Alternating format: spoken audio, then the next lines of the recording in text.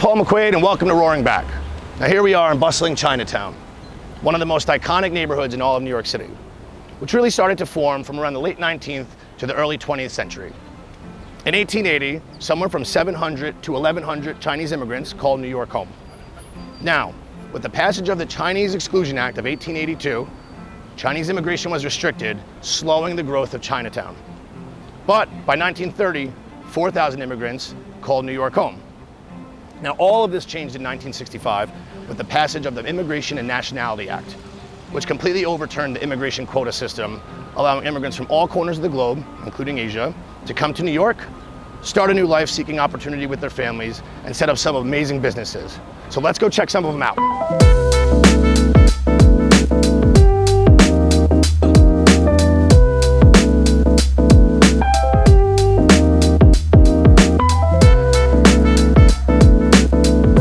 Chinatown is home to a wide array of iconic destinations.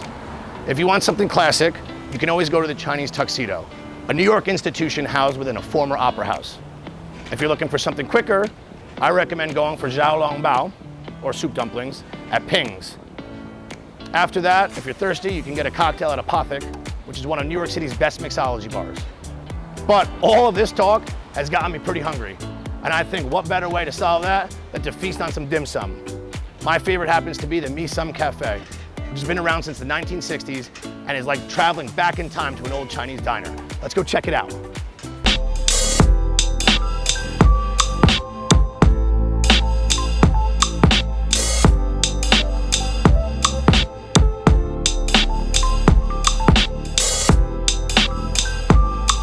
So, here we're at the Misum Cafe.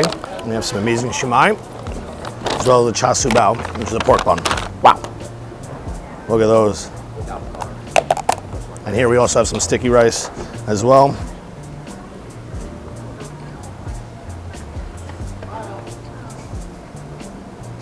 Well, should have been one bite. So amazing, the flavors, cooked to perfection. You can tell why they've been around for so long. Just every time I come down here, I'm just always blown away by the quality of the food, the amazing just sensory overload of being down here. And really it's nice to see it all coming back. As you can see here, Chinatown's a little dead right now, and that is directly related to some of the violence against the Asian American and Pacific Islander community, as well as after dark. Whereas people have really not came to support Chinatown, just with everything that's going on, with COVID. So it's really nice to see people coming back. I implore you to come to Chinatown, spend some of those shekels, get some amazing food, get down here, and really just support these amazing restaurants and some really great people who have, just again left their culture in the city for a very long time. If you're a college student in New York, the secret is you come down here and you can get a huge pack of frozen dumplings for an ungodly price, and it can feed you for basically about a week for I think like 12 to 15 bucks. So that's always a positive. Even right here, this entire amazing spread was only 13 bucks. So it's really, worth its weight, literally. Chinatown really looks out for itself, which is really, especially needed now. Even more than needed now is people outside of Chinatown to come here and help. And so that's what's really led me to working with the Hamilton Madison House. What we do is we deliver pantry items and hot meals to seniors every week, every other Wednesday and Thursday. And it was important to me to come down and support and show that there are people here to help, because not only are elderly not able to go out during the pandemic, but here in Chinatown they're also afraid because of what's been going on and the abuse that's been happening against them based off the virus, which is so unwarranted and abhorrent, really. So we're going to go down, we're going to talk to Debbie Lowenstein, who's a director of volunteering at the Hamilton Madison House, who I think could really help us shed some perspective on what's going on. She's at ground zero here, and she's really just an amazing person who has brought together just an amazing group of people to help out.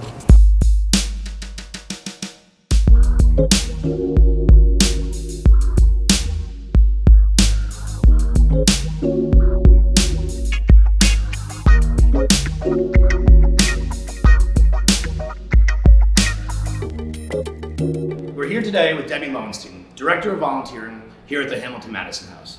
Debbie, welcome. How are you? I'm good, thank you. Good. So Debbie and I have been working together for the past few months, and I thought it was important to bring her on here to talk about how the community also was affected by COVID. So Debbie, can you please tell us a little bit about what Hamilton Madison House does, as well as how you got here?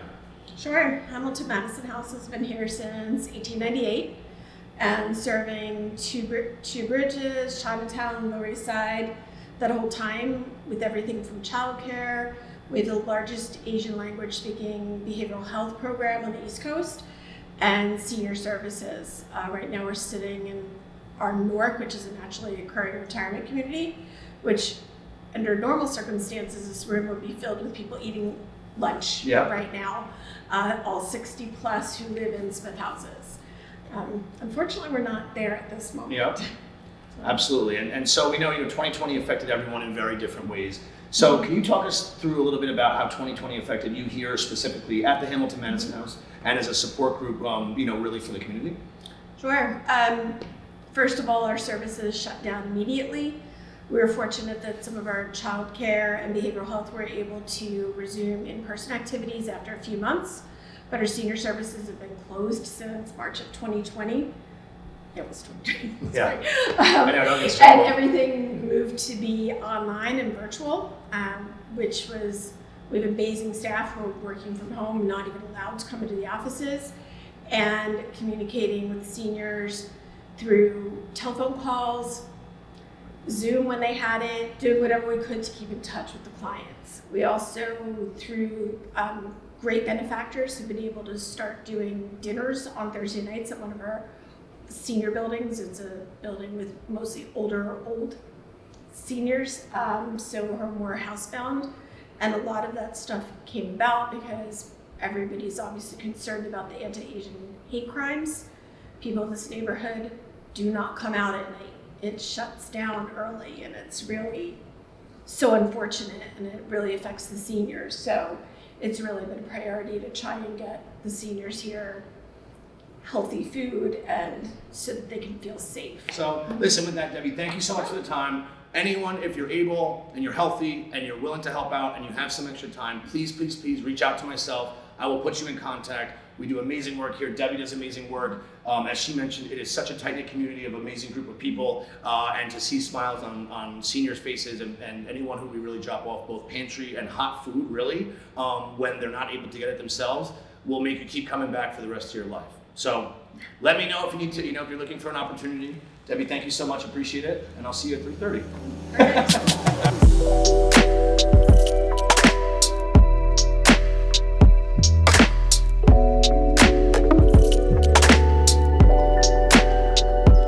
Wow, what a fantastic day we spent together in Chinatown.